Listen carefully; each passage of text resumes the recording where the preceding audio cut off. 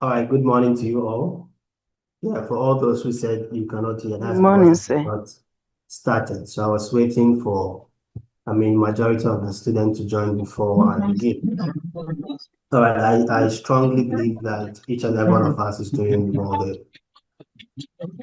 Yes, please. Okay, that's good. So we are again welcome back to our session on introduction to research methods. And last week we had some preliminary discussions. And today, hopefully, I'm going to continue from where we got to. But before we begin with today's session, is there anybody who has a question or who has anything to say before we begin with today's session? Yes, Caleb, please go ahead. So, good morning. Good morning. About a portion of your slide, you were saying component of research. I wanted to ask, is it the same as because some place you said hypothesis or hypothesis planning the studies including selection of research design, and some place too you said research questions, literature review, methodology and results and conclusion. So, is it the same or? Your line is not that clear. Hello, Okay. can you come again? So, another component of research. Mm-hmm. Some points you mentioned about some points like hypothesis, and the second point was selection of a research design. The third point was gathering and analyzing the data. After that, then you have evaluate the outcome. And the last one, you said you communicate conclusion either in written or spoken. And as I'm placed to, you said uh, one research questions, two literature review, three methodology, and the last one you said the results and conclusion. So I wanted to ask, is it the same or? Okay, so when we take the research, we'll actually be looking at the research process itself. But this was just to give you a general overview of what we'll be looking at along the line. So when we are conducting the research, there are certain stages that we normally go through. So when you take what you were mentioning earlier on about what research usually entails, right? So we need a question or a hypothesis. And also there's also planning of the study, gathering and analyzing the data, also, and so on and so forth. So those are just things that we are going to come across, which are essentially similar to what you are describing from the other um, point. But when we go to the research process itself, which is I think next week or two, when we start that aspect, you see the processes from head to toe, from A to Z, how we are able to conduct the research. So essentially what we've seen so far are the aspects or some of the things that we see or most of the important basics that we see when we are conducting research. Okay, sir. All right. Is any other question or concern before we proceed with today's session?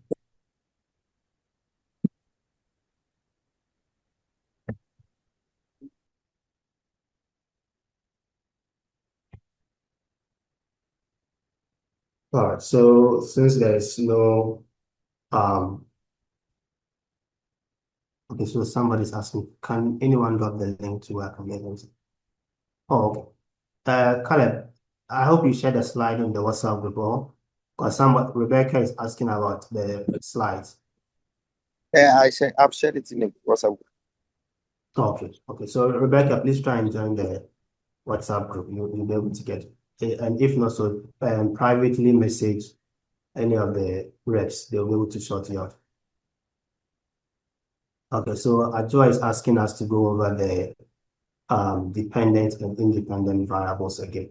So in brief, when we take researches are not conducted without variables. We need something that we are going to assess their impact. So we said that with the variables, we have two main types of variable. We have the dependent variable and the independent variable. So the dependent variable is usually the outcome or the effect that the researcher aims to explore and understand in their studies.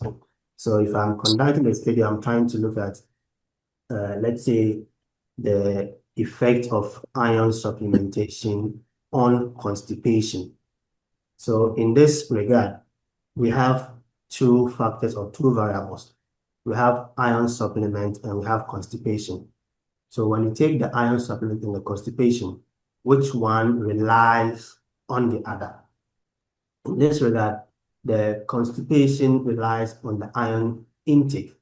As to whether the person become constipated will depend on whether he or she takes the iron supplement. So in this regard, the dependent variable is the one that is what the outcome. So if I take the iron supplement, will I be constipated or not? So the outcome in your study is what we are referring to as the dependent variable, the factor that is being influenced by an external variable. So the one that causes the change is what we call the independent variable. So here we have the iron supplement. So the iron supplement can change the situation of the subject from being maybe normal or to being what constipated. So the independent variable in a nutshell is the factor that causes an influence in an outcome. And the one that responds to that influence is the dependent variable. I hope this answers your question, Ajua Yabua. Okay, so Caleb, Sam said they joined the group late, so if you can reshare the slides again. Okay, sir. All right. Ajua Yabua, I hope I've answered your question.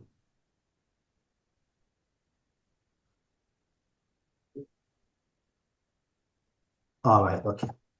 So let's quickly move on to today's discussion. So in our previous session, we spoke briefly about what research is. We looked at the goal for this particular course. And again, we spoke about variables, which I now also touch on these variables based on Ajukabo's question. And we again spoke about some of the components or some of the things that are found in research. And along the line, we spoke about some of the study designs, which are the blueprints to the conduct of our research. And here, Tamin, Khalifu, and Co, please want to join, mute yourselves. So we did speak that when we take the research, there are several ways that research can be classified. Research can be majorly classified in several aspects. Then under each of these aspects, you get what the different research designs. And because this is an introductory session, and I don't want a situation where we will have to start with the broader designs, and then we get to a point where we will tend to see different designs under each of these broader designs to cause confusion. That is why I decided to go straight forward with the various designs in research without necessarily going through the broader categorizations. But along the line, as I'm teaching, there are times where I also link some of these, designs into the broader perspectives. Sorry.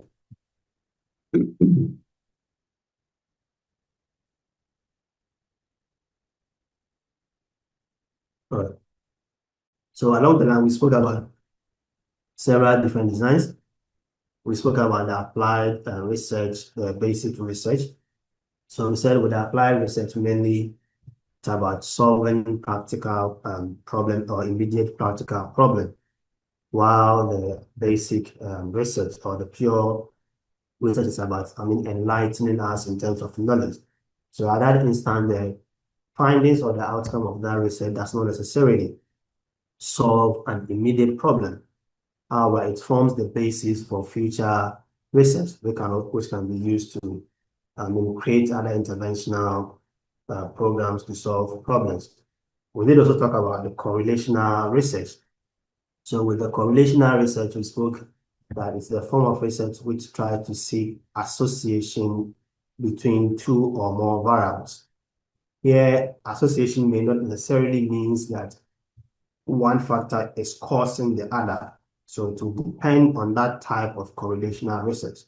So under the correlational research, we may have either observational or survey or experimental. So when it is experimental in nature, then that is where we could end up saying that the factor or the independent variable probably cause the outcome of interest. But if it is just an observational in nature, or if it's just a survey, we cannot necessarily say that the what do you call it? The independent variable cause the outcome of interest in this regard. Now, we did talk about we said with the correlation that starts with the strength and directions of the association. And last time we were teaching, I think we basically spoke about the strength, direction of the association. That is, it's either positive, negative, or zero. But I think we did not touch on the strength of those associations. Did we touch on the strength of those associations? Did we touch on the strength of those associations? All right. So before I proceed, I think Caleb can unmute himself quickly. No, Caleb, sir. is my sound clear? Because somebody is saying my tone is down. That she No, cannot hear. it's not down. It's not down. It's like some background sound. Like, I don't know if somebody is at your back. I don't know. No. Probably it's the AC. I'm just alone here. Okay. Okay, then let me turn the AC off and see if it will be better. Just a minute. Okay.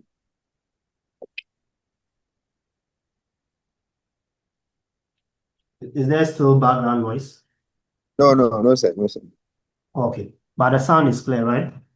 Yeah, it's clear. The sound is. Okay, so Abena Patson, please check. Okay, Abena is asking about research and statistics are not the same, of course. Statistics is the mathematical concepts that can be sometimes incorporated in research to try to analyze data.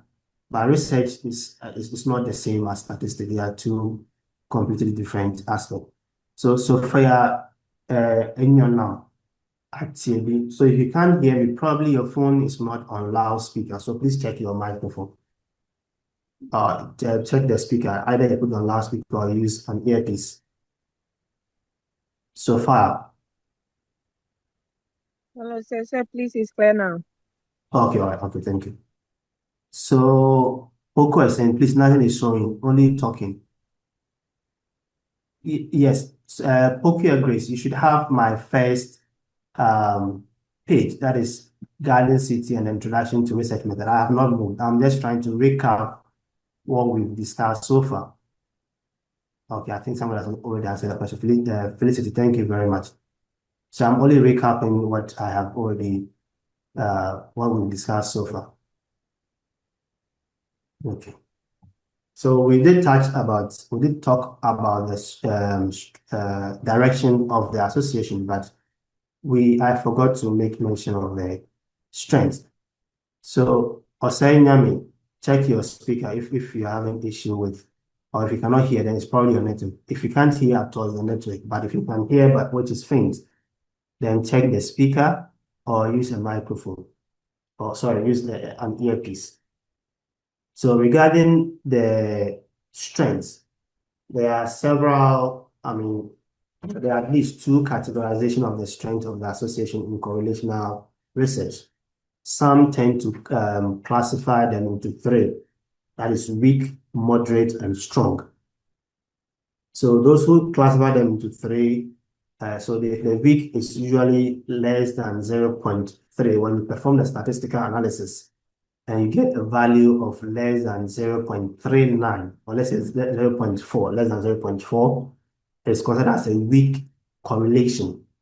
If it is between 0.4 to 0.59, that is considered as a moderate correlation.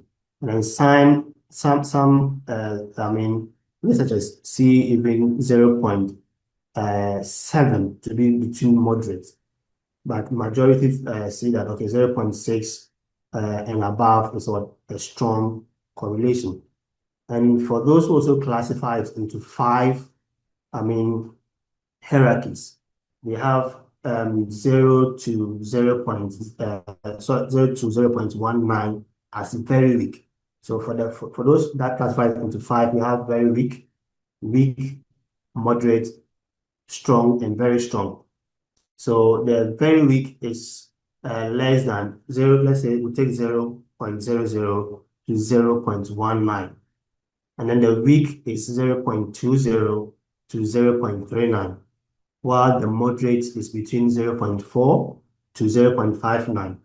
Then the strong is between 0.60 to 0.79, while the very strong is from 0.8 to 1. So once you have a correlation status of 1, that is termed as a perfect correlation. So either it is positive or negative. Once you have 1, plus or minus 1, that is what a perfect correlation. That's a perfect link between the two variables in question. In addition to the correlational research, we also touched on descriptive research, the sort of research that tries to only describe a phenomenon. It doesn't try to see if there's any link between two variables or not. What it does, so it only describes the situation at hand. Yes, Helena Kujo. Yeah, please, your screen is not showing. You cannot see my screen at all. Like what you just said right now is not showing. Do you see a first screen with No Garden State screen. University there? Yeah, the introduction to research method is what is on Yes. the screen now. There's no lectures I'm there. still recapping what Recap. we discussed last week. Oh, okay. Yes. With the recap, should I go through all the slides? If I should go through all the slides, I want to take a longer period before we come back to our main slide. That is why I'm just recapping from that without using the slide. Then after, we'll just move through the slides. So don't worry. Okay. All right. Thank you very much. So aside the descriptive research, we also look at the experimental research. So I said that the experimental research is considered the gold standard in terms of cause and effect.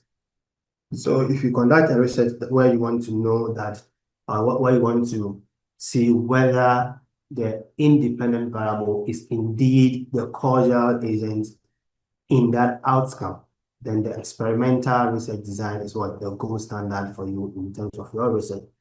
And here, ideally, you should have two groups of participants. One will be the control group, and the other, the experimental or interventional group.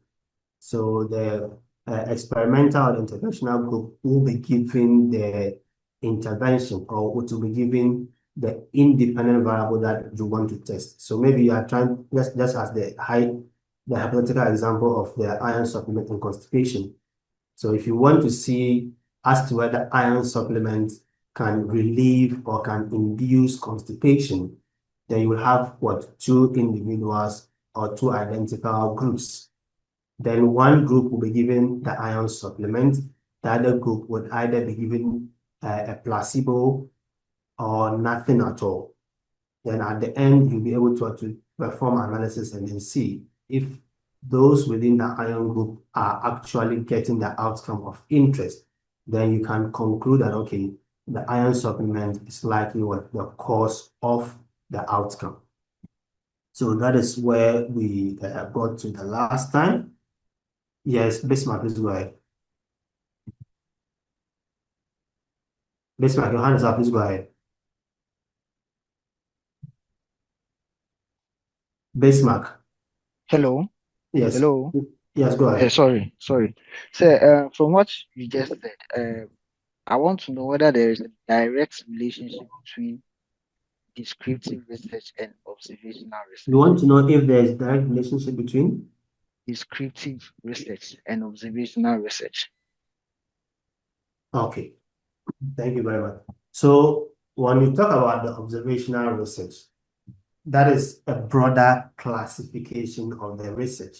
So when we are looking at the research itself, we can, in many textbooks, when you take the research design, under the main research design, we have two major classifications. We have the observational and experimental research. Then under the observational, we will have descriptive and analytical research. And then again, under the descriptive, that is why we can have case study, case control study, and then geological study. And then under the analytical, we'll have uh, analytical cross-sectional study. So, and under the descriptive, we also have cross-sectional index. And then under the analytical, we have descriptive, we have cohort or longitudinal study. So the observational study is a major classification and the way the descriptive study falls under. Is that okay? Yes, it's okay. Okay, sir. Hello? Yes, okay. I understand. Okay. So when we take the observational studies, as we were explaining the experimental, in the experimental, you as the researcher, what you intervene in it. But in the observational, the researcher does not what intervene. He or she only what gathers information either by observing or what asking questions via interviews or surveys. So when we take the descriptive, you as a researcher, you are doing what we call an observational study. You observe the situation or you ask questions about the situation and then you describe the situation. You don't intervene and you don't try to, say that probably one outcome caused the other. You don't look at any link in that aspect. And most undergraduate studies, as I said, are mostly what descriptive in nature. Most undergraduate studies are descriptive. They tend to observe outcomes without manipulating them, and then they only describe the phenomenon without really trying to see or make an inference for a population. All right, do we have any other question aside this marks point?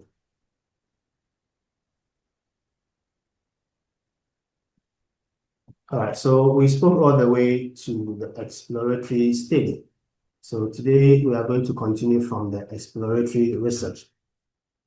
So this type of research is used when a problem is not well understood or when very little information exists on a particular topic.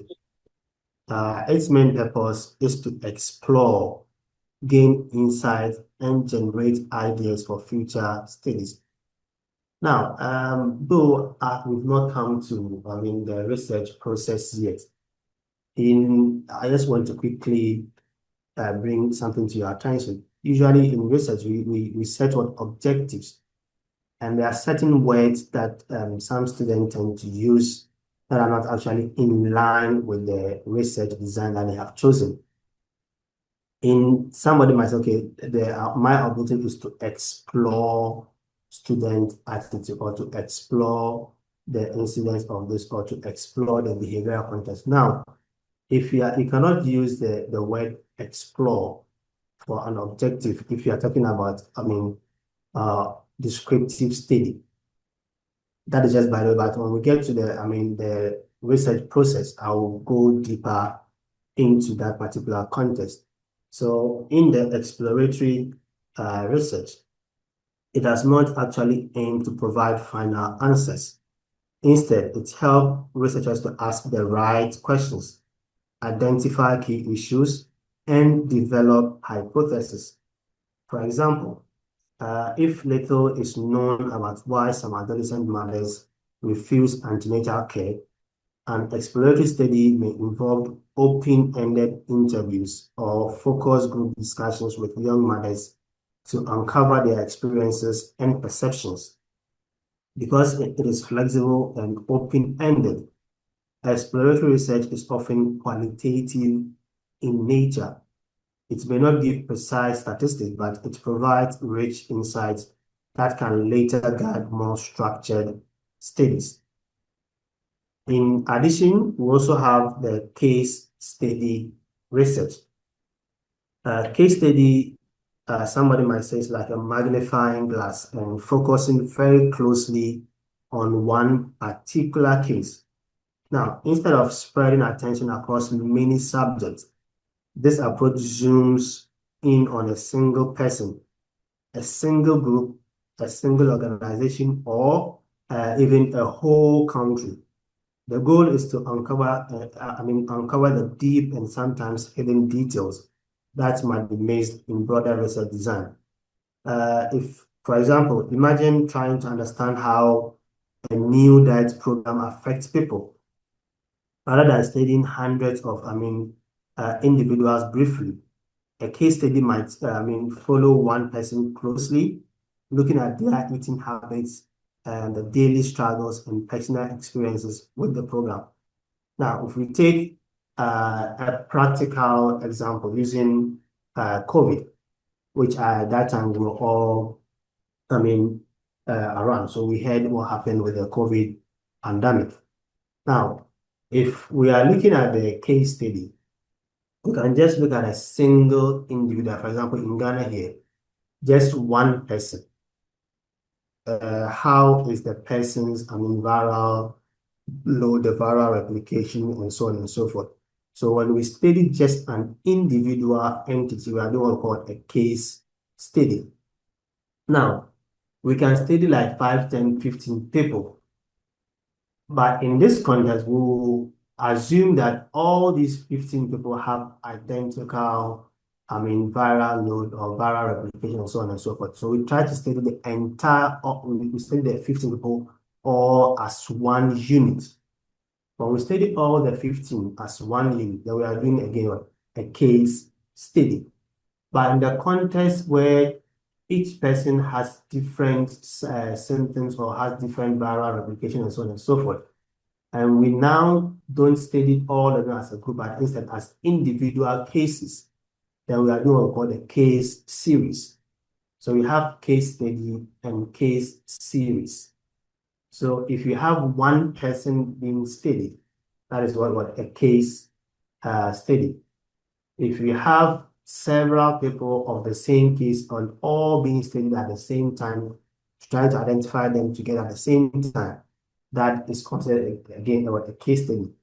But if each individual is being studied differently with different,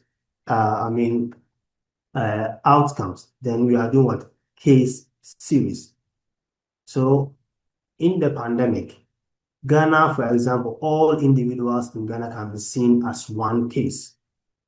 And then this can be compared with all individuals who were suffering from COVID-19, let's say in Togo, Benin, Nigeria, and so on and so forth. So each of these countries will represent a case, a single unit. So when we are comparing all these countries together, then we are doing what? A case series research. Now, to do this, we normally want to collect information through interviews, observations, and documents.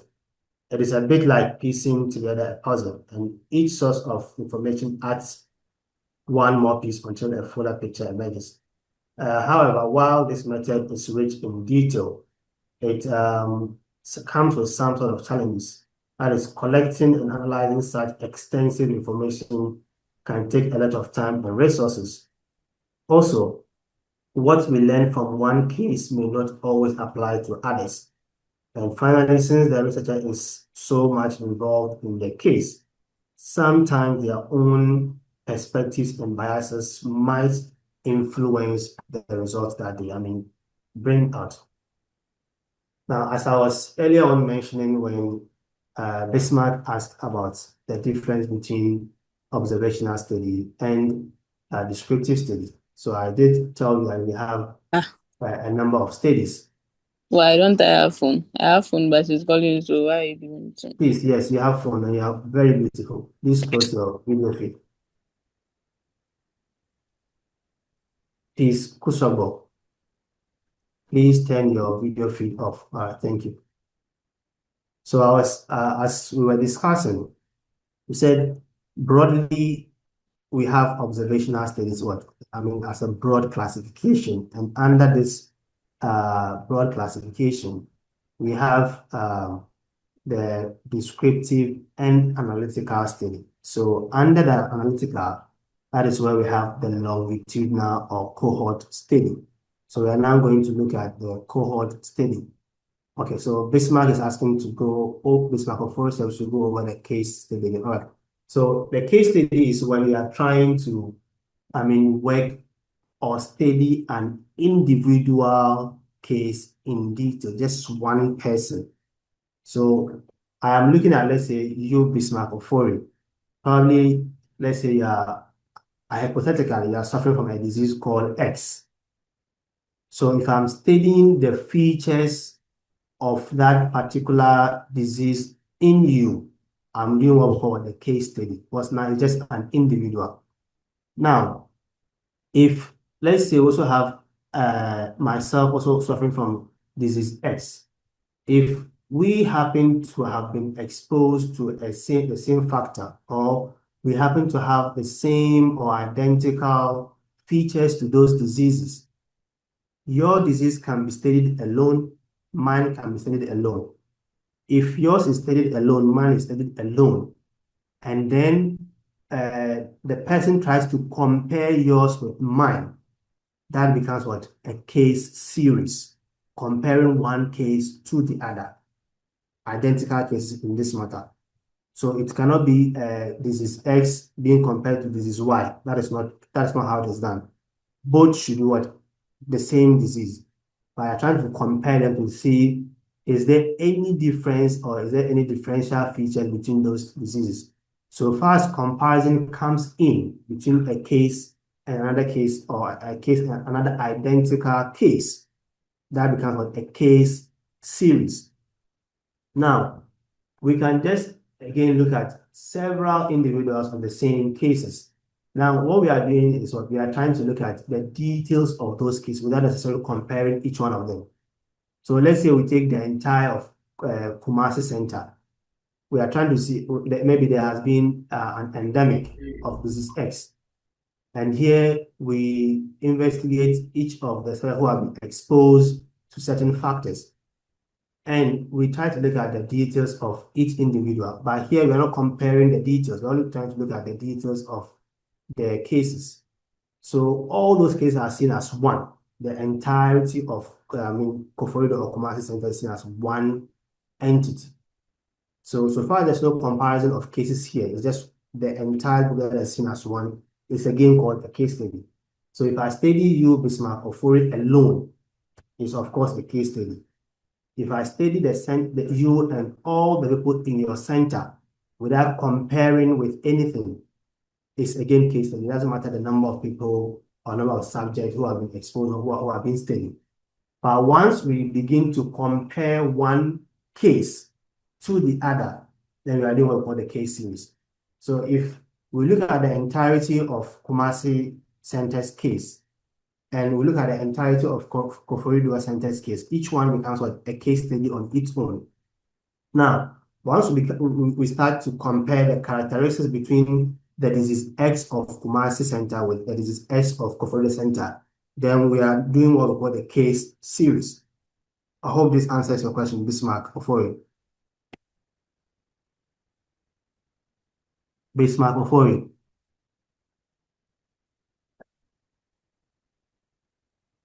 Where is Bismarck? Okay, all right. You're welcome.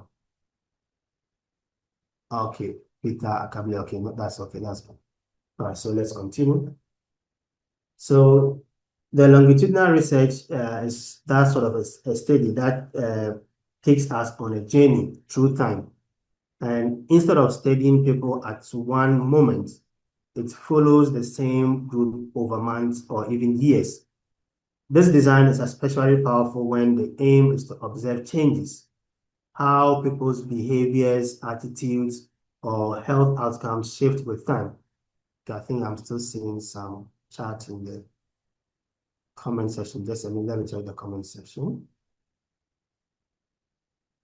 Okay, so meaning, okay, please, going forward, if you have a question, please raise up your hand so that I'll call you to ask the question and then we answer it.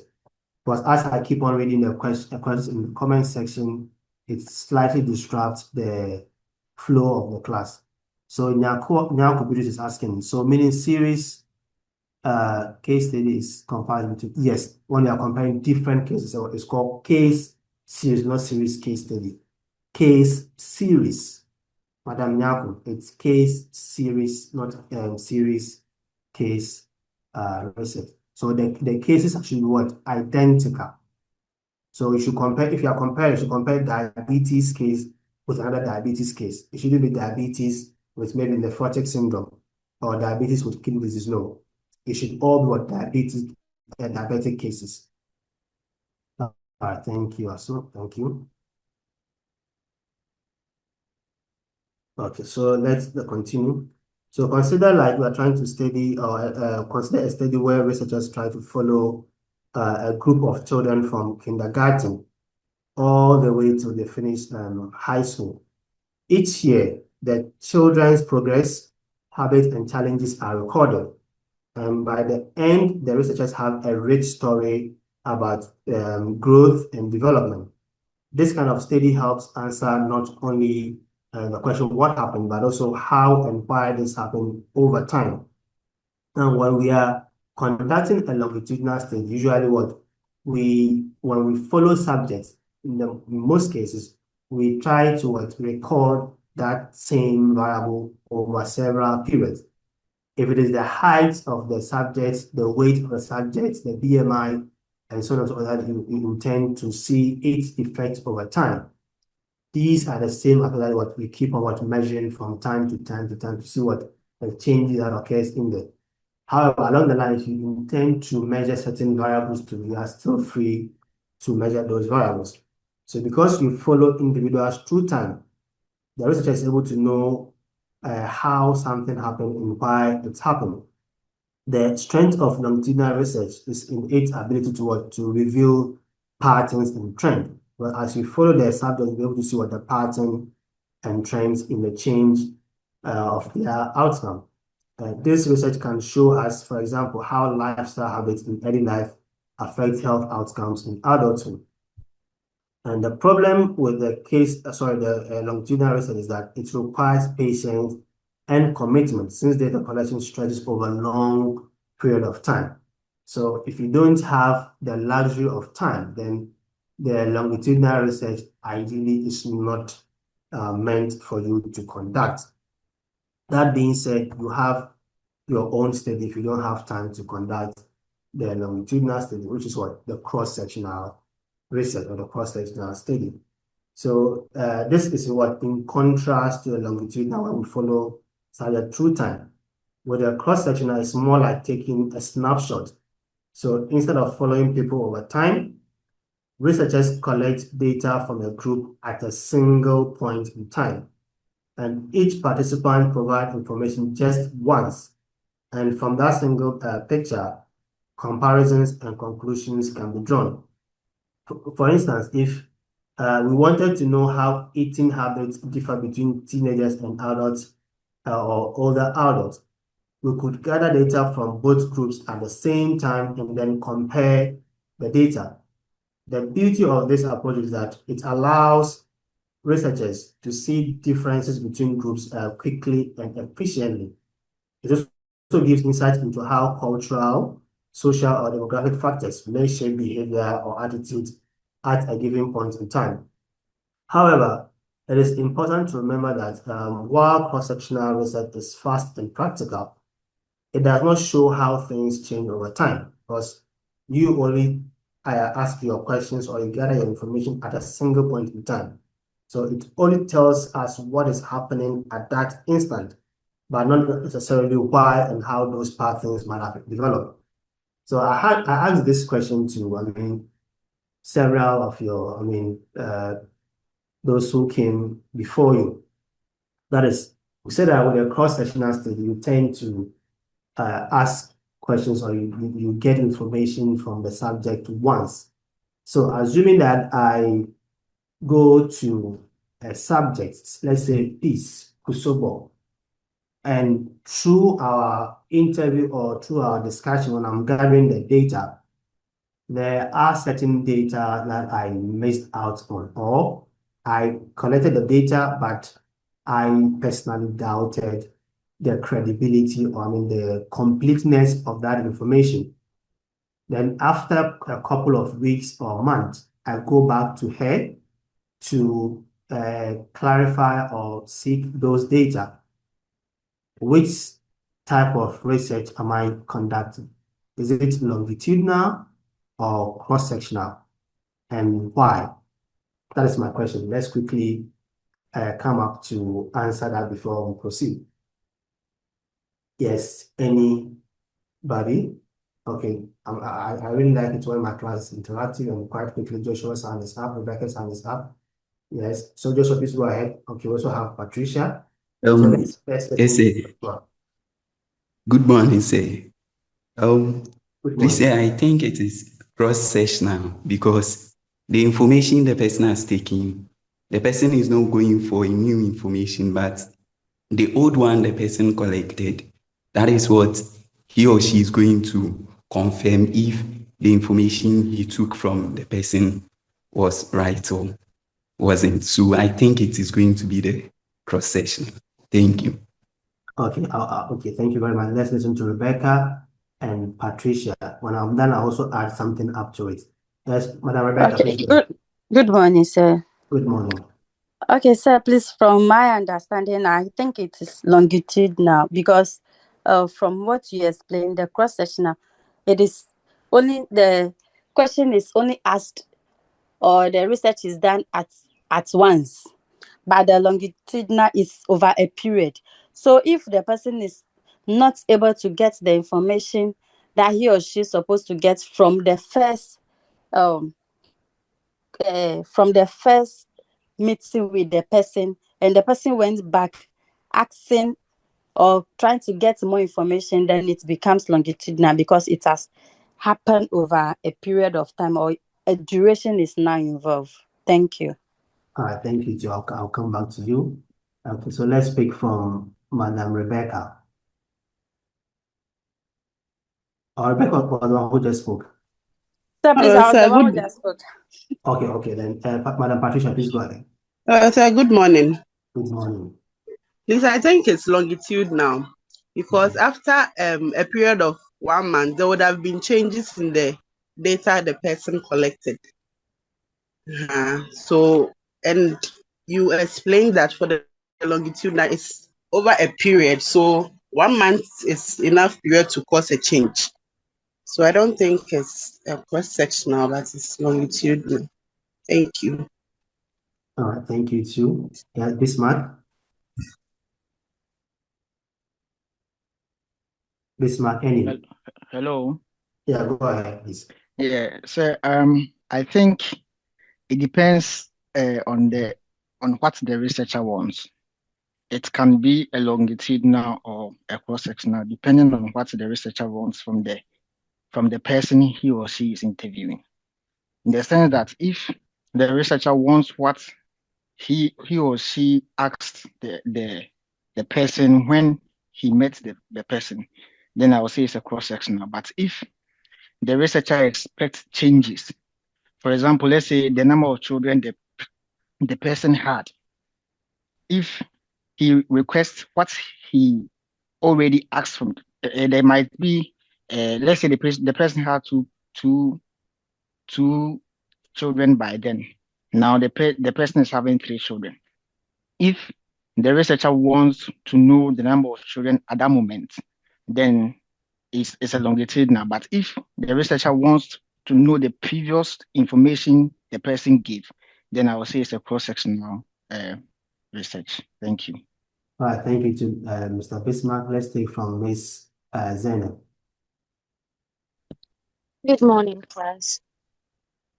Good morning.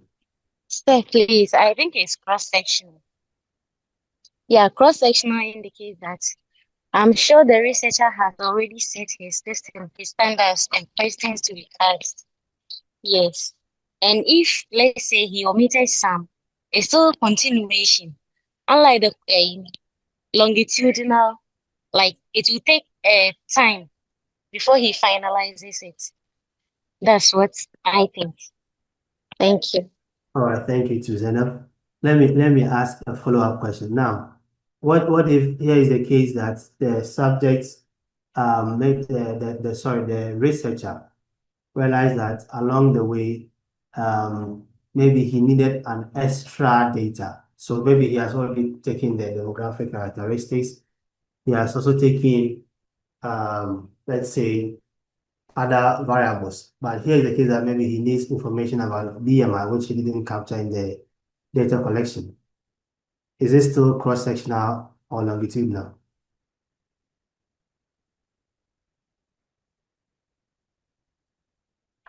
Okay, yes, Joshua.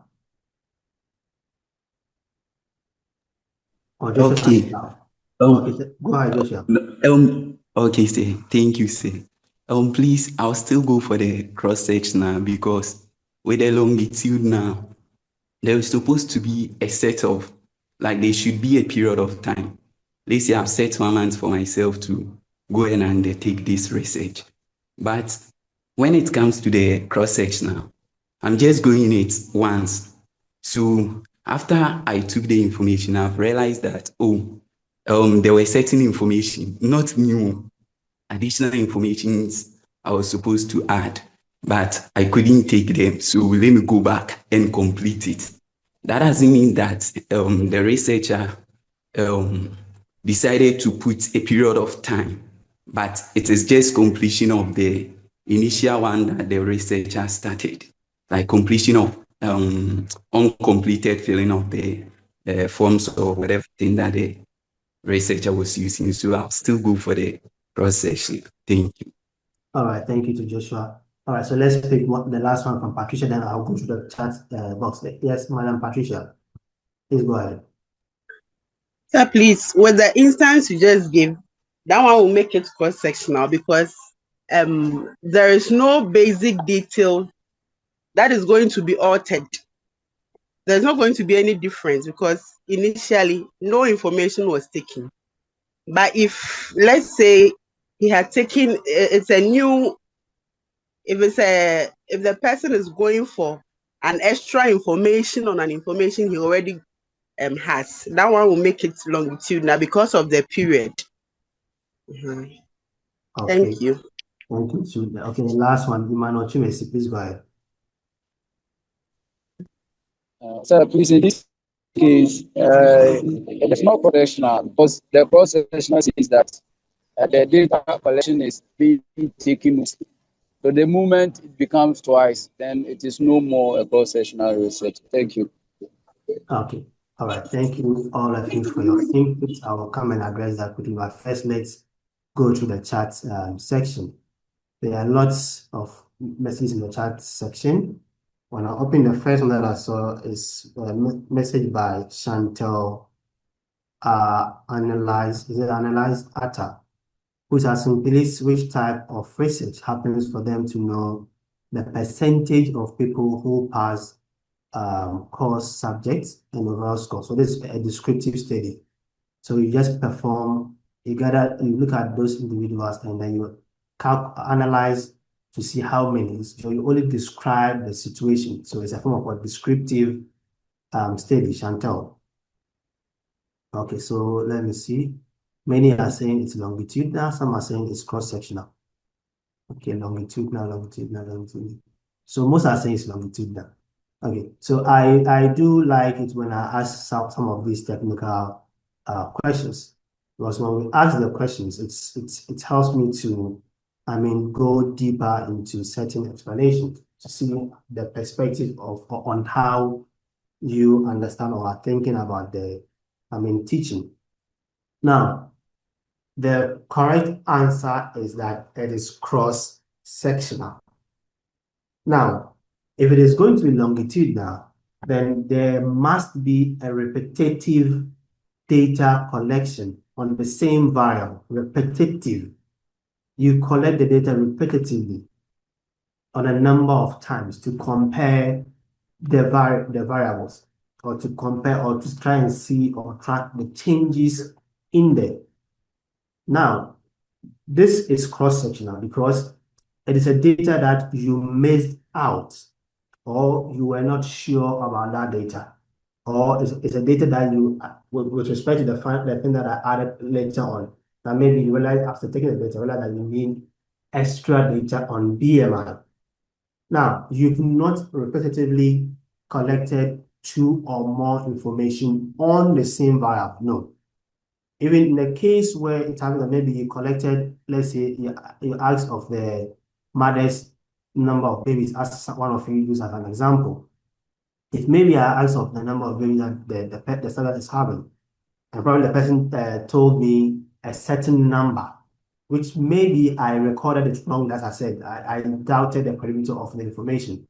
Probably I wrote something like 77, or maybe I wrote 0, or I wrote an A. So I don't remember, I don't know the exact figure. So I now have to go back and reconfirm it. Now, the main aspect is that in the cross-sectional study, whichever information that you gather, you don't analyze it in bits. You analyze it at the end of your entire data collection.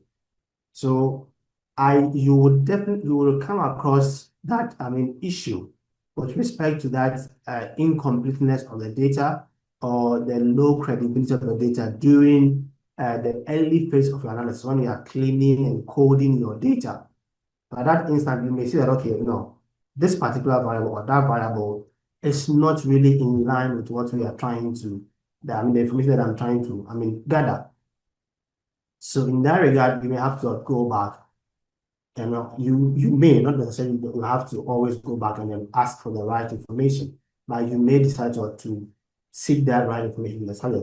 For example, maybe as part of the demographic characteristics, when I was asking for the ages, the person only gave me the age, and I wrote it down.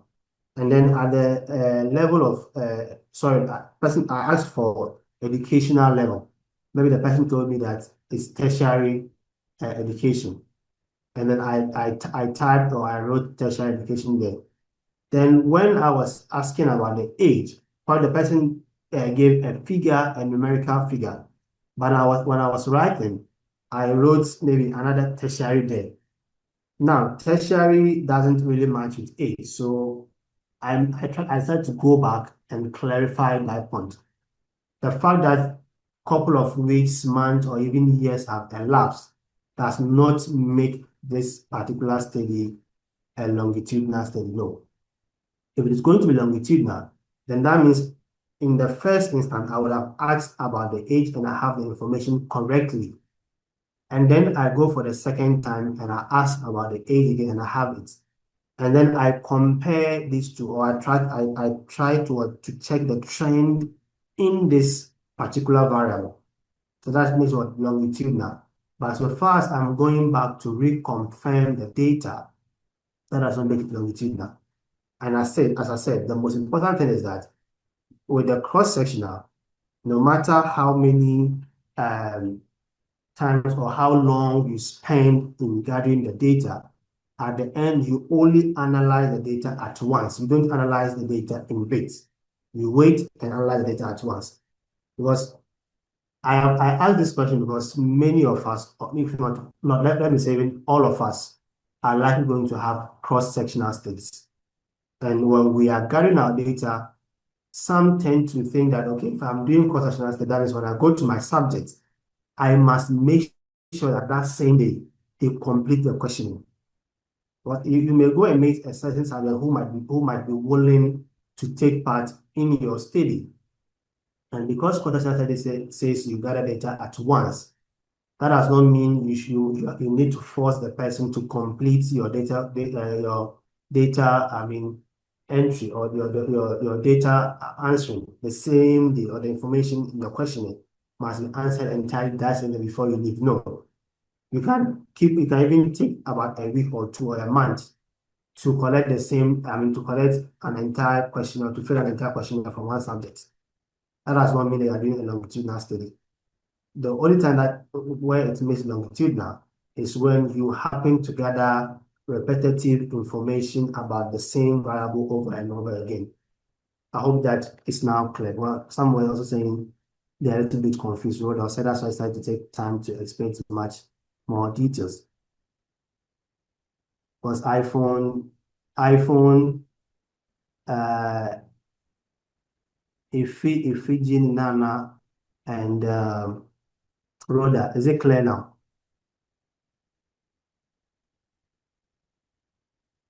I should go over again. Okay, all right. So I'm saying that when you take the longitude now, okay, those who ask the question are saying it's okay, but some others also should go over again. So when you take the longitudinal study, you have individuals whom you tend to follow. You are the researcher, you follow them through time. And anytime you are following them through time, now maybe you want to know how individuals or maybe the prevalence of diabetes among students at Garden City University. So you now have the student of Garden City University, and you as the researcher, you will follow them through time. Maybe 5 months, 6 months, 7 months, 8 months, 10 months, 12 years, 15 years. You keep on following them. And you will have a specified period of time where you will keep on determining their blood sugar level, whether the fasting plasma level or the random sugar level or postprandial level, whichever one you intend taking. So assuming that you want to do that every 3 months, or maybe use the HbA1c every 3 months. So in, let's say, January, you measure the HbA1c. Then you wait, let's say probably around March or April, you measure the HbA1c again. Then 3-4 months later, also you measure it again. So now, when we are following this study through time and measuring the same variable over and over again to see the trend or the change in that variable, we are doing what? The longitudinal study.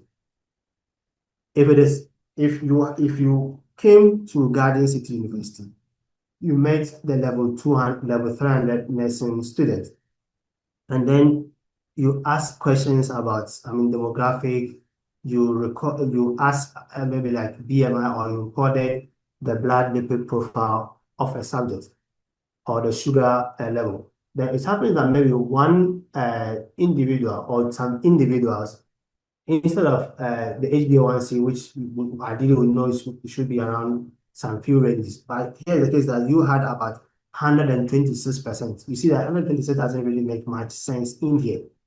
So maybe like 2 or 3 months, by the time that you finish gathering all your data, when you were trying to, clean the data, you saw that, okay, subject X has an HbA1c percentage, which is way beyond normal. Like 126, 200, you wrote maybe like you were trying to write maybe 6% and you wrote 600 or 606 or 706%. You see, it doesn't make sense. So maybe then you said, okay, I'm going back to this particular subject to record the HbA1c again. Now, of course, after those period of time, that HbA1c might have changed.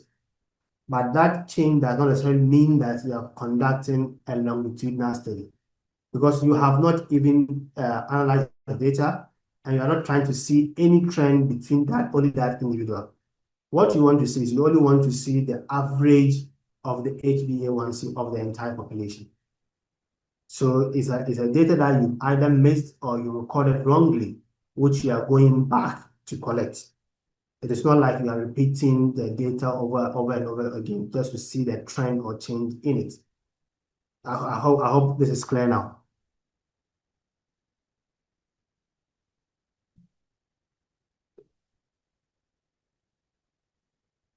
Yes, Joanna. Yeah, we use the longitudinal to observe changes over time. Okay, so somebody is asking about exams. Don't worry about the exams. When the time is due, the exams will be, I'll talk about the exams towards the later, session. So don't worry about the exams for now. Caleb, Kweku, Kunedo. So next time when I have questions, Mr. Caleb, Kweku Kunedo, you will be answering about the next 15 questions. If you want me to talk about my exams pattern at this moment. So get ready for questioning.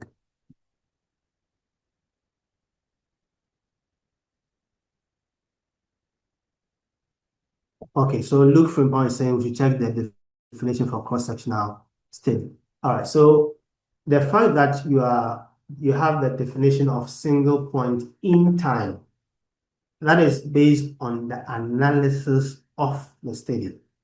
So here you are seeing cross-sectional research involves collecting data from a sample of participants at a single point in time. So whether I use 5 days, 1 month, 2 years together to finish filling my questionnaire, that is a single point in time, because I have not repeated the questions or the variable that I'm taking from the subject on numerous occasions. No. You see, when you are conducting research, the reason why I ask the question, I keep on explaining further, is that if you are ideally conducting research or in many contexts like the nutritional research, assume that I'm trying to see the usual dietary intake of a subject. We use what we call the food frequency questionnaire. When you take this food frequency questionnaire, it has a lengthy number of questions that need to be answered. There are some that have over 120 questions. Now, I want to see, let me go back to the person who said the definition. Okay, look. So look, assume that I come to your facility, you are working, and I want to know the dietary pattern of nurses and their association with, let's say, cardiovascular diseases. Now, I come to your facility, and in my research, I want to measure your blood sugar level. I want to, determine the blood lipid profiles. I want to check your weight, your height, your vital signs, and so on and so forth. In addition to this, I'm asking questions about the demographic characteristics. And then there's also a questionnaire on physical activity level, which the short form has about, I think, 7 questions. And then I have my main questionnaire, that's the dietary intake, your usual dietary intake, using a food frequency questionnaire. And with my food frequency questionnaire, I have over 120 questions.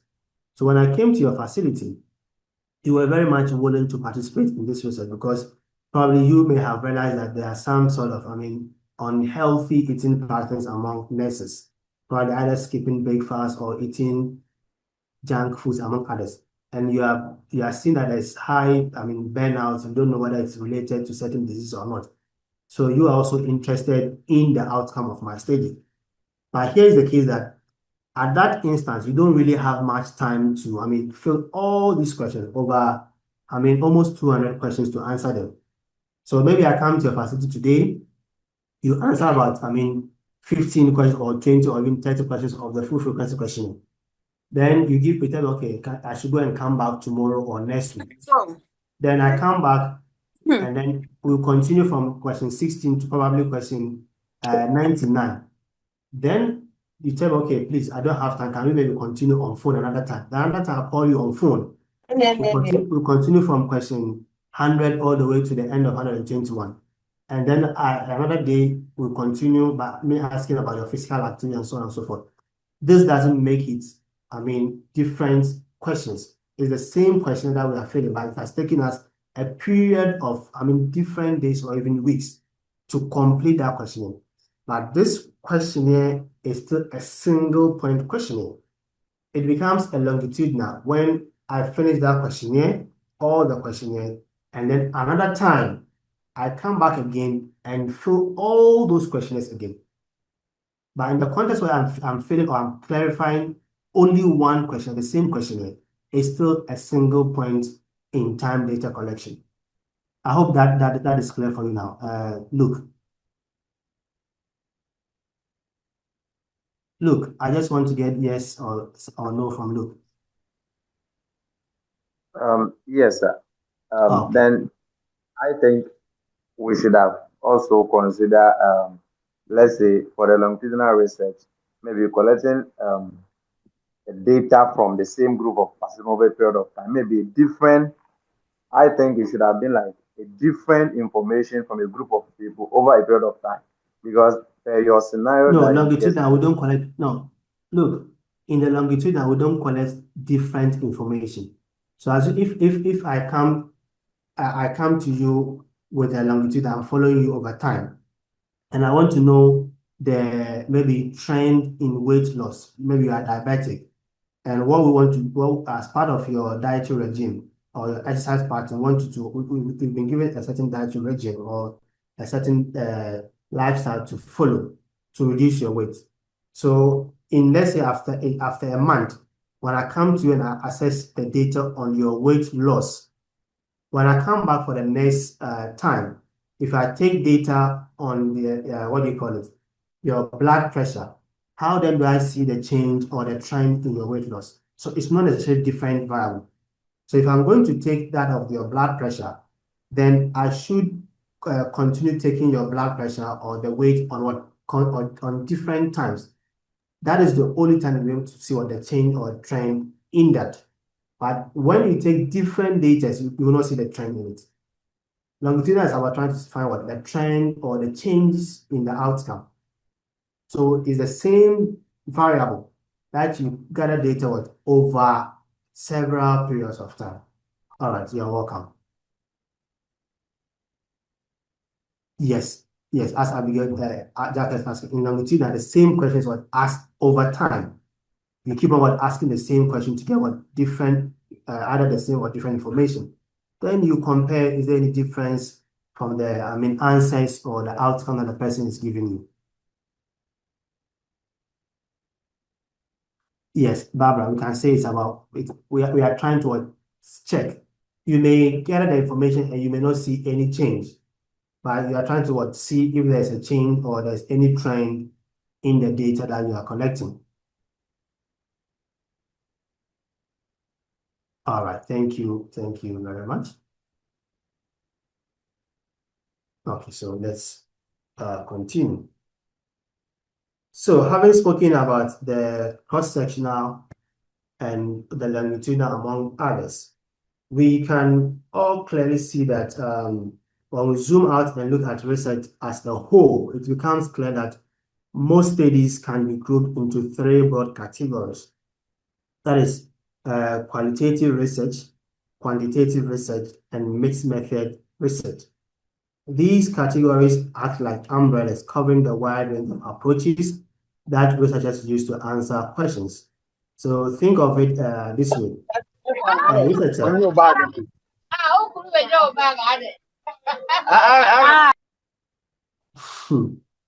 Hey, Madam Techno. Is it Madam Techno or Papa Techno? You not use your name and index number too. Techno, please change the name to your official name and index number. So suppose that a researcher wants to deeply understand people's personal experiences, their feelings, their values, and meanings. Such a research will lean towards qualitative research. Another researcher focused on numbers, measurement, and patterns will rely on quantitative research. Sometimes, though, a single approach does not feel complete. So researchers blend the two. This is where mixed method research comes in, combining the strength of both qualitative and quantitative research. So when we take the qualitative research, it is a study of human experience in all its depth and richness. It deals with aspects of life that are difficult, sometimes impossible to measure with numbers. Beliefs, meanings, attitudes, and symbols fall in this category. A researcher using this method wants to go beyond surface level description. Instead of just knowing what people do, they want to understand why they do it and how they make sense of their actions. For example, if we are studying why some mothers prefer traditional medicine over modern clinics, a qualitative researcher might spend time interviewing them, listening to their stories, and observing their daily lives. This approach is more like listening to a conversation than counting numbers. It digs into the motivations and feelings that shape decisions. In this way, qualitative research opens a door into human side of behavior, offering insights that numbers alone cannot capture. And in a number of cases, I've seen that many of the nursing and midwifery research are inclined towards a qualitative approach. So most of the research are trying to deal with the perspectives, the perceptions, or the way that your patient or your clients think about certain aspects. So if you want to understand their perspective, then the qualitative approach is what you need to go in with. So you could conduct an exploratory study where you ask, open-ended questions and you allow them to give you their own perspective. You don't necessarily, give them close-ended questions. Maybe just ask, why don't you, like attending, or why do you prefer traditional birth over the modern medicine? And give options. No. In qualitative, because you want to understand the person's perspective, we don't give close-ended questions like the OBJs that we've been given. So you give the person a question, then there are options for the person to choose from. No, it's just an open-ended question, and then you allow the person to, share their own perspectives. That's where you're able to get an in-depth understanding from their side of the story. Now, qualitative research brings many strengths to the table. One of its greatest advantages is that it allows researchers to explore complex aspects, complex aspects of people's lives in details. Not everything, as I said, can be reduced to numbers, and this method makes room for rich personal accounts. It also gives participants the freedom to express themselves in their own ways, which often leads to new ideas and perspectives, which the researcher might not have actually thought of before. Because of this, qualitative research is especially valuable for exploring new ideas and generating hypotheses. But of course, every approach has its own challenges. Since qualitative research often involves open-ended questions and large amounts of descriptive data, analysis can take a lot of time. Another issue is subjectivity. Because the researcher is interpreting what participants say or do, their personal viewpoint may influence the findings. These strengths and weaknesses remind us that while qualitative research is powerful, it must be handled carefully and systematically. So when you conduct, or when I conduct an interview, either focus group discussion or an in-depth interview, in the qualitative aspect, though we're talking about analysis under the research process, in the qualitative aspect, and in a number of times, because we don't use much subjects in our research, we don't use many subjects in the research. Some tend to manually try to interpret what the subjects are saying. And in the context where you, the researcher, you are doing this interpretation, sometimes your own personal bias might affect how you interpret what the subject is telling you. Though there are some software that can be used to analyze qualitative data. Now, when we take the quantitative data, which is in contrast to the qualitative, the quantitative research takes a more structured and scientific path. It is about measuring, counting, and analyzing data with numbers.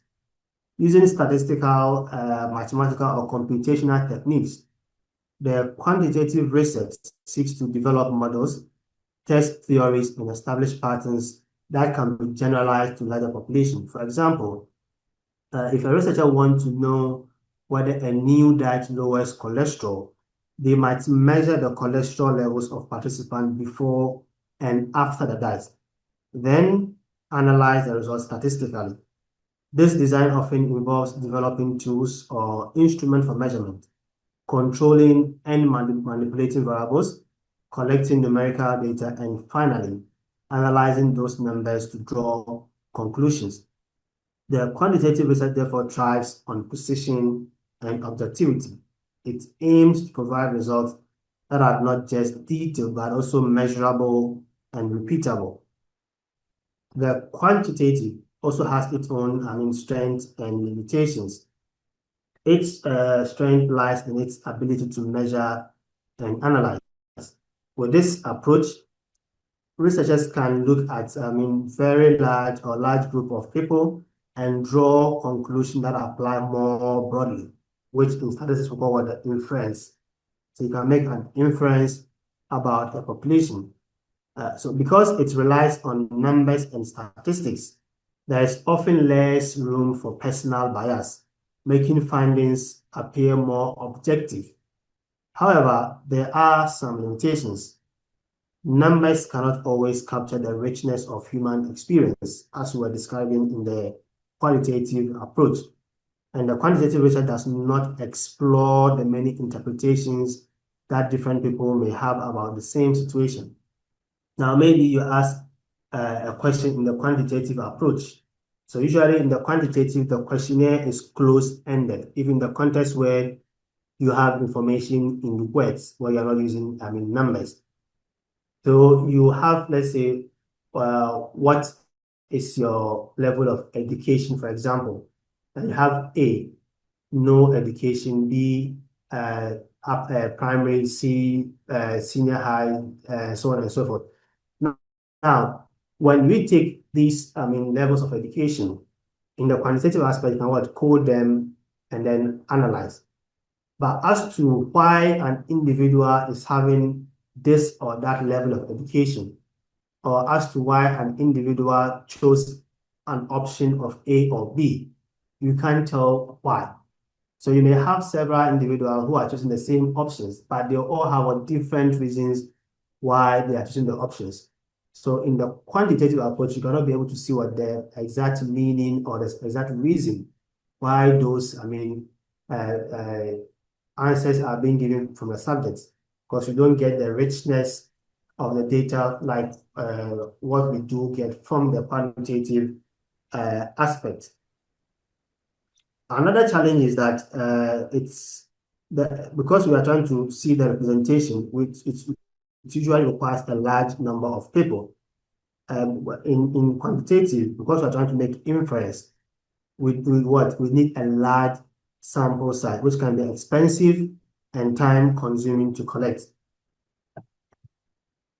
Now, mixed method research is like, trying to weave two fabrics together. So we mix the quantitative and quantitative approaches together just to be able to make use of their strengths. So here we combine both the qualitative and quantitative approaches in a single study, allowing researchers to benefit from the strength of each study or each approach. For example, a researcher studying maternal health might begin by conducting surveys in terms of quantitative to see how many women attend antenatal care. The person might then follow up with interviews to get what the qualitative perspective to understand the personal barriers women face in seeking care. So the combination gives a better picture than either method when we use either method alone. Again, while mixed method can be very powerful, it also comes with its own challenges. That is, it requires more time, more resources, and often more training, since the person must be skilled in both types of analysis. Despite this, this method is increasingly complete understanding of complex issues.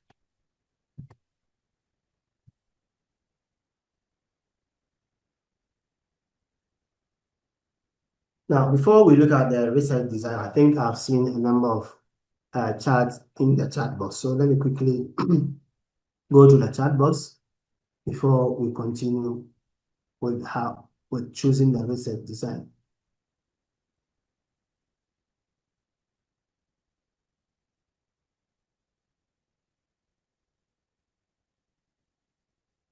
Oh, so it's just the same technical conversation in the chat. Okay.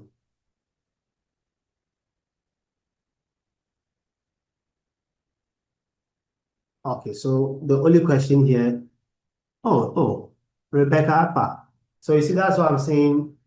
If you're having an issue or concern, please raise up your hand and then talk about it. Because once you type in the chat box, sometimes I have to wait until after a period of time. I'll go through the comment section and see what is happening. Because there are sometimes there are some messages that drop in that are not a question or concern. Like this techno issue is part of the slides conversation, but not related to the teaching. So please, going forward, if you are having a question or a concern, please raise up your hand and then we address it quickly. Like now that you say I'm speaking too fast. So I will try as much as possible to slow down a little bit. So Godfred is asking, please, is there a specific time frame attached to conclude if a research is longitudinal or cross-sectional? Okay, that's a very good question. So from our understanding, who can help answer Godfred's question?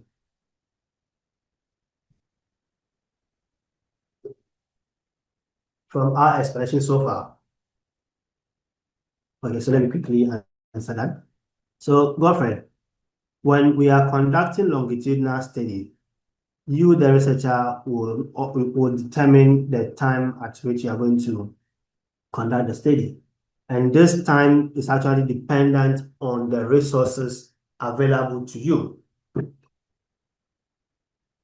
Now, when conducting longitudinal study, because it requires a lot of resources, I mean, human capital, income capital, and so on and so forth. So the number of some people don't go, I mean, they don't conduct for a long period of time without funding. But for those who have funding, they can go years or even decades. Now, when you go to US, UK, and so on and so forth, there are several cohorts. For example, Enhance.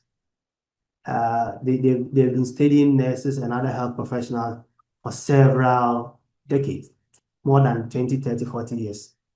So for longitudinal, it can go as Miss long. Annabella, but Ekabezen. Mr. Ankra, okay, to see this.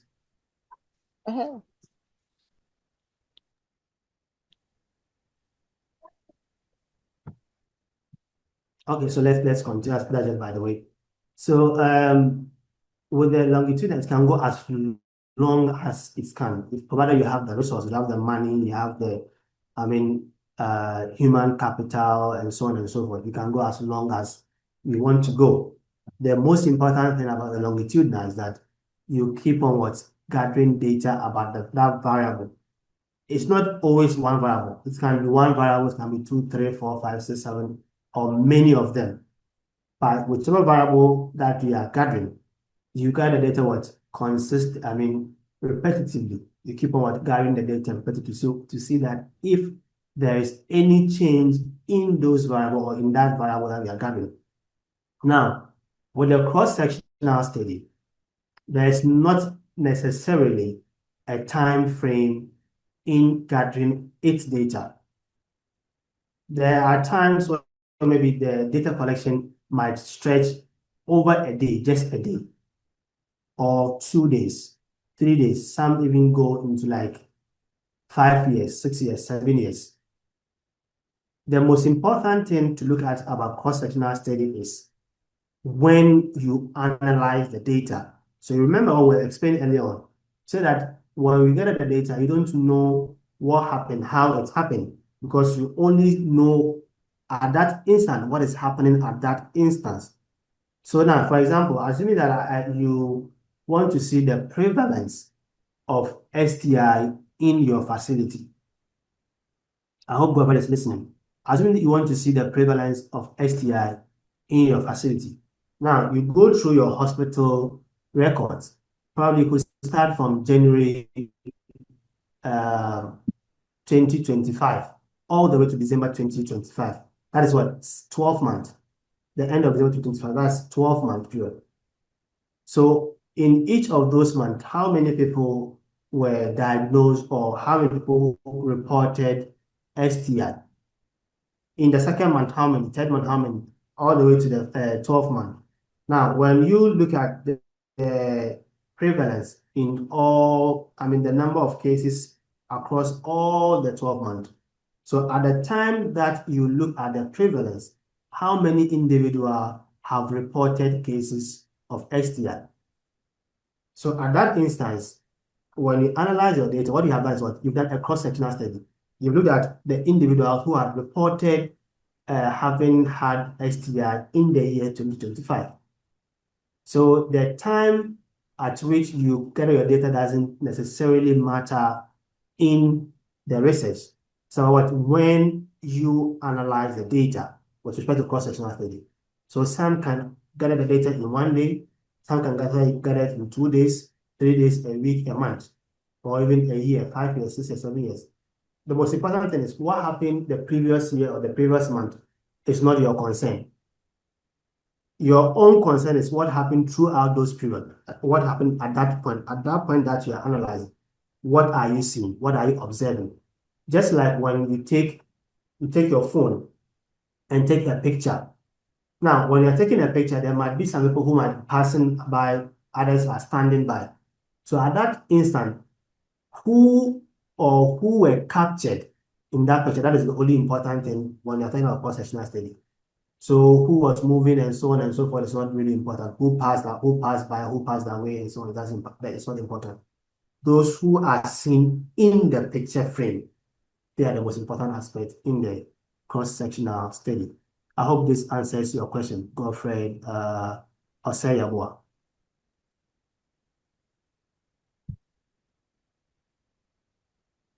Okay, all right. So there, let me go back. I think there are a number of questions too.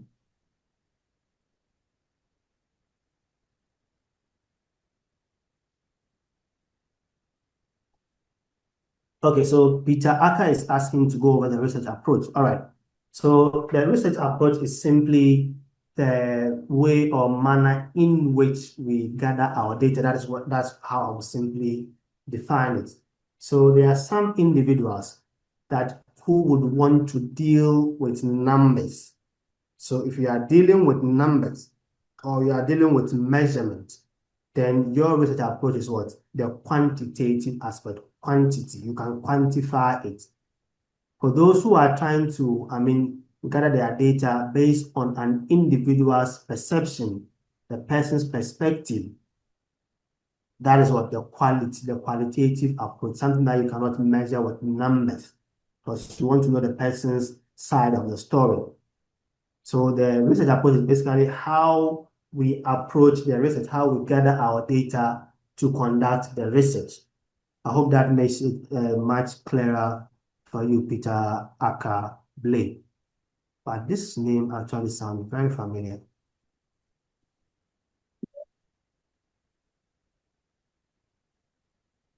Okay, so somebody was asking an example of a mixed method. Okay, so now I've given an example. Let me also give another example, a different example.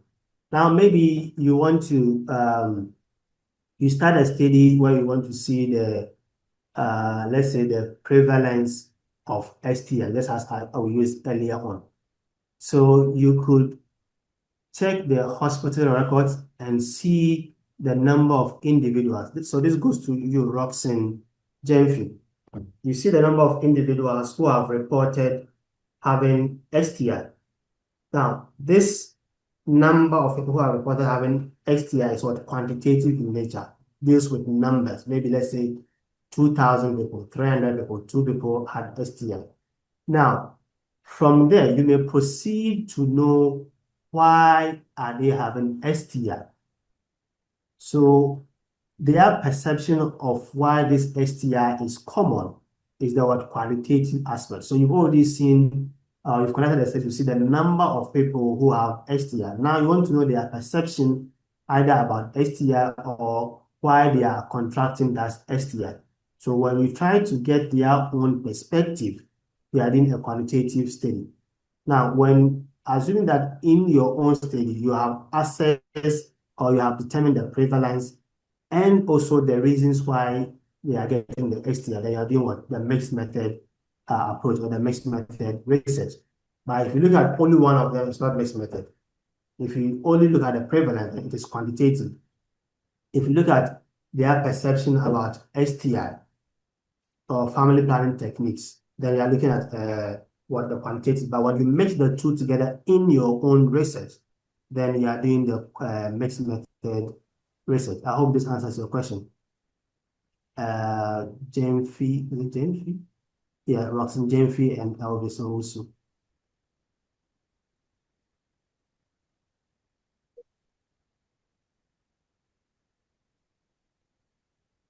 Okay, so Ohining Ben Chikidion is saying longitudinal research is over a period of time, so you can decide your time frame. Yeah, okay, that's true. but cross-sectional research is done once. Yeah, okay. So it's done once here is about what the analysis, not the data collection, because the data collection can stretch over a couple of, days, time, weeks, or even months. Thank you.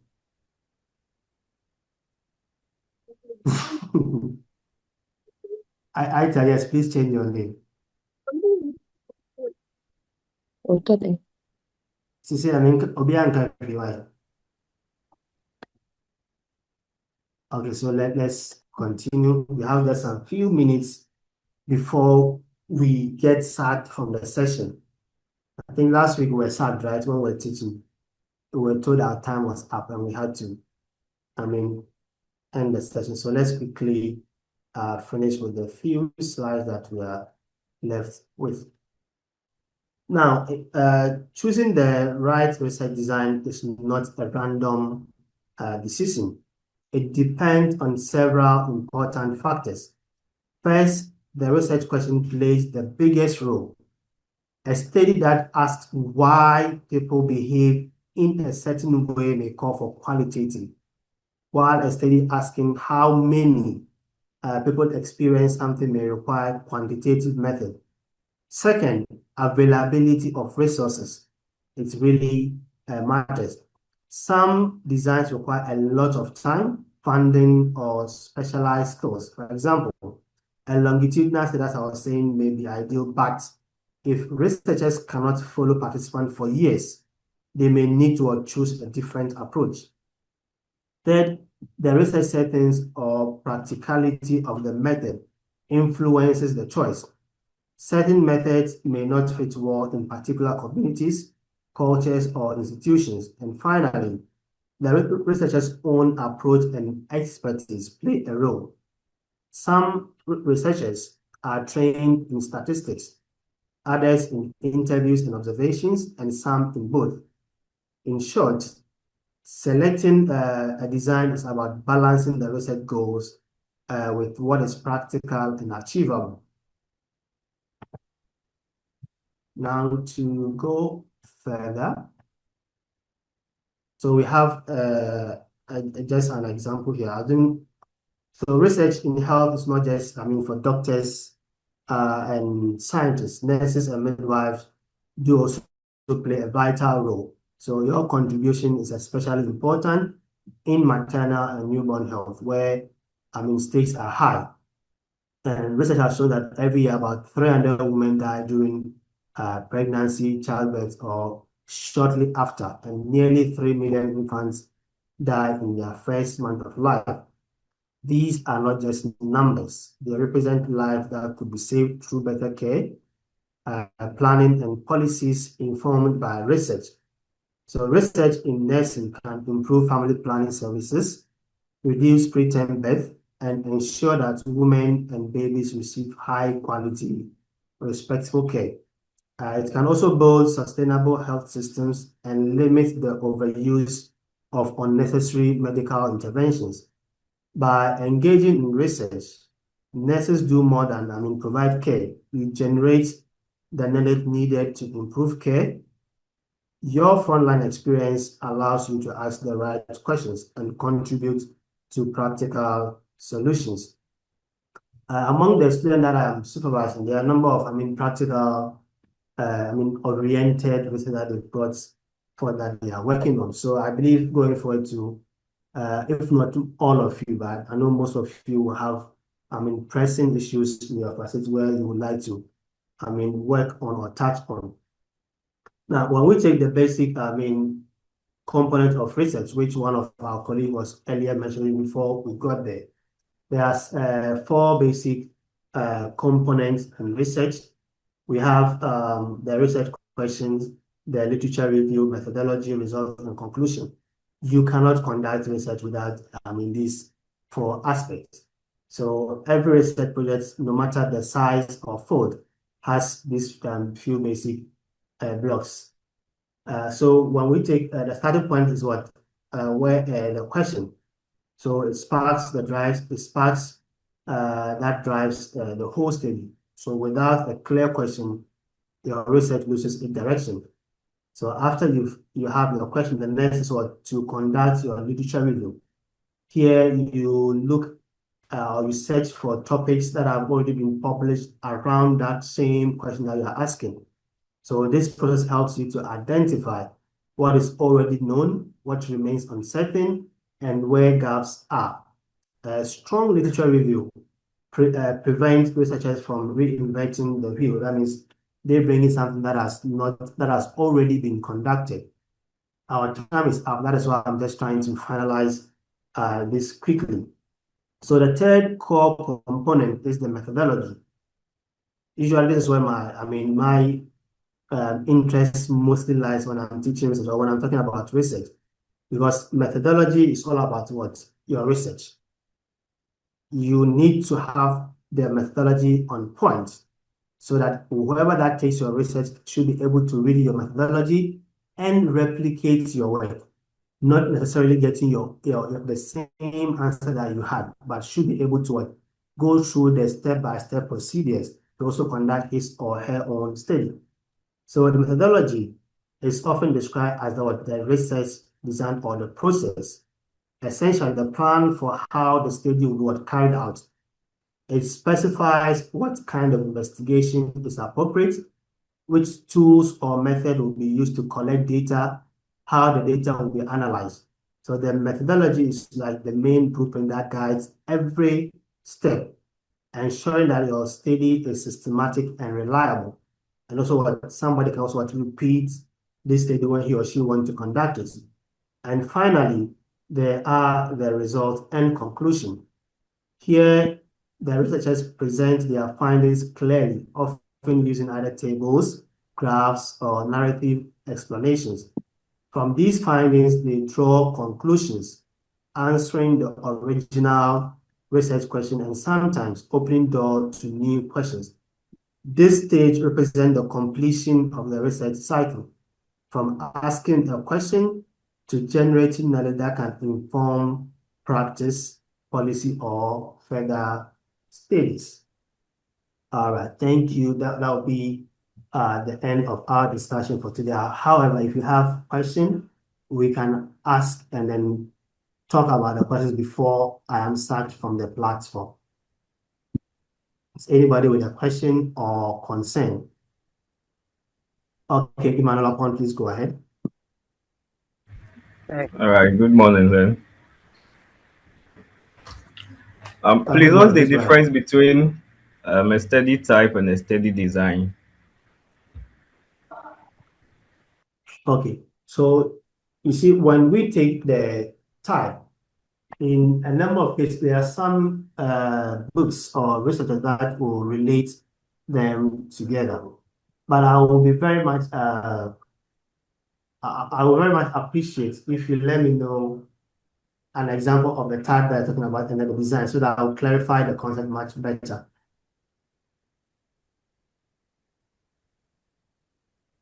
Emmanuel.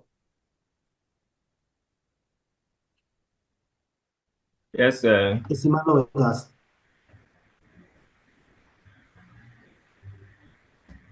Is Emmanuel with us?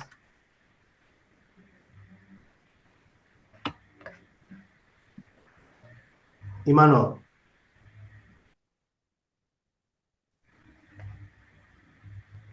Is Emmanuel still with us? Yes, sir, I'm here. Yeah, so I was asking a question. If you could clarify with example, maybe what you mean by the research type, example of the type and then the design, so that would clarify the concept much better for you. The course of discussion, I heard about the research designs, so that was the reason why I wanted to know the difference between the design and the research, the study type.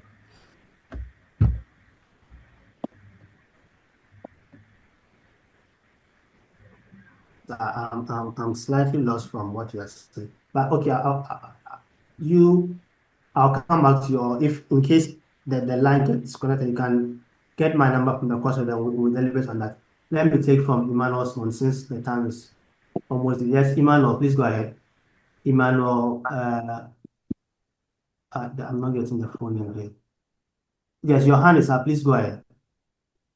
Okay, so I think Emmanuel wanted to know the differences with respect to the aspect of design where we talked about the longitudinal, the cross-sectional aspect. Then also wanted us also to know about the approach, that's the qualitative, quantitative, and the mix.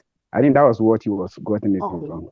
No, because he said type, that was why I was slightly off there. Okay, all right.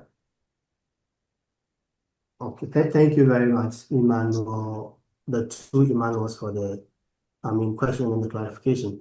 Now, when we take the approaches, it is about how the data is gathered. How are you going to gather your data? Are you going to use numbers in conducting your research? Or are you going to use words, individuals, perspective about that context or that topic of interest? So if you are going to use words, then the approach here is what the qualitative. So the manner on how the data is gathered, the type of data that is gathered in this particular research. So the design, on the other hand, is the entire process, like what we're talking about in terms of the methodology. So here it encompasses several, aspects. Sorry. Here it has several aspects.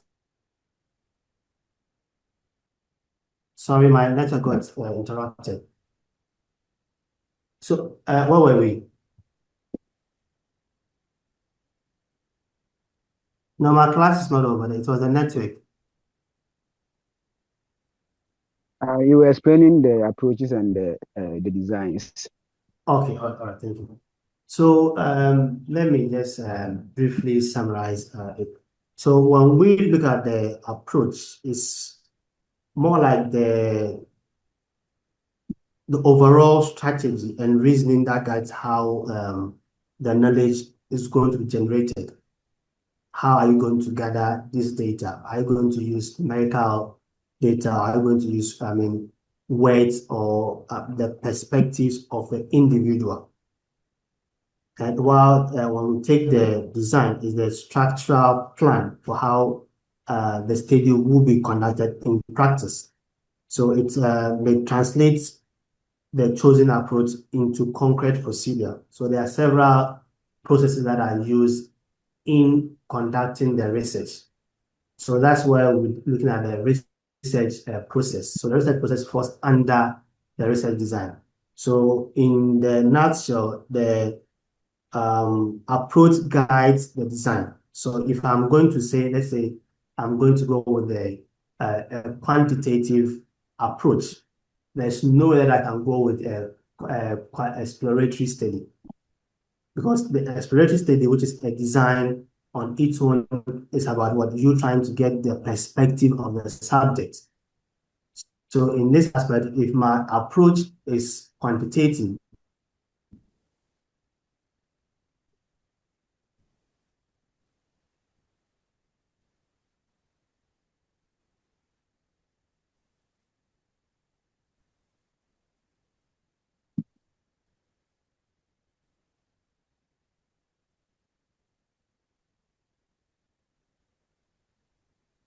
is Emmanuel here? Oh, what is happening? Is Emmanuel here? Yes, sir, I'm here. Did you get what I said? Yes, please. Is it okay? Is it clarified? I think I would have to contact you behind the scenes. Okay, no problem. No problem. Thank you. Okay. Is there any other question? You are welcome. Is there any other question?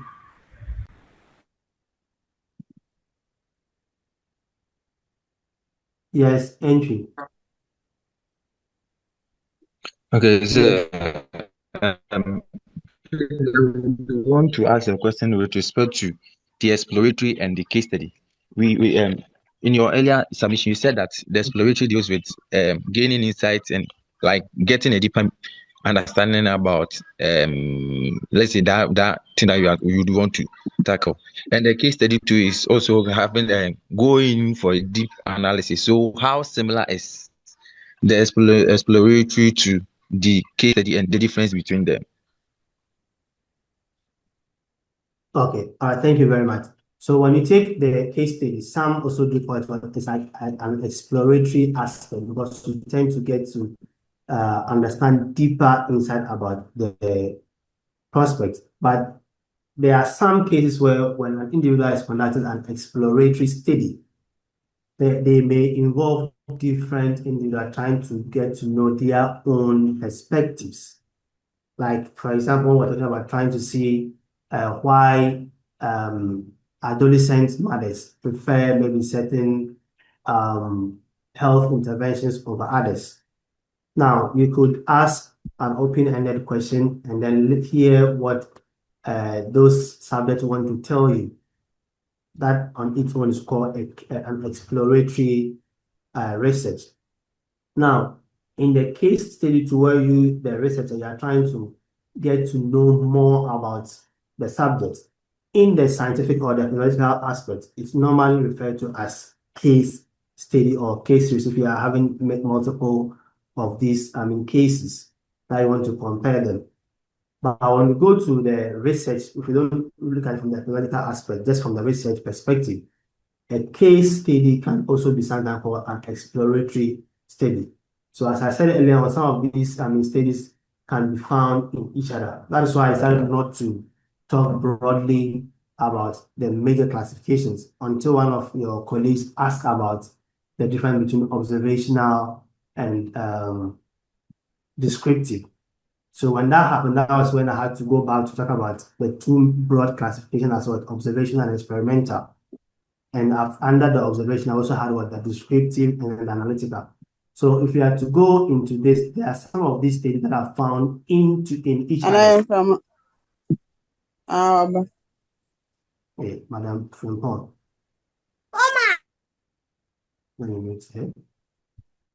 I hope, entry Dennis, I hope that answers your question. Dennis. Yes, sir. Okay, all right, thank you. Any other question?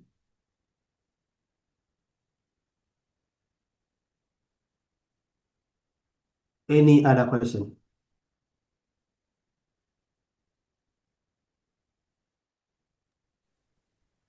All right, thank you very much, and hopefully we'll meet next week. It's a pleasure being with you this week as well. Goodbye and enjoy the rest of your day and session.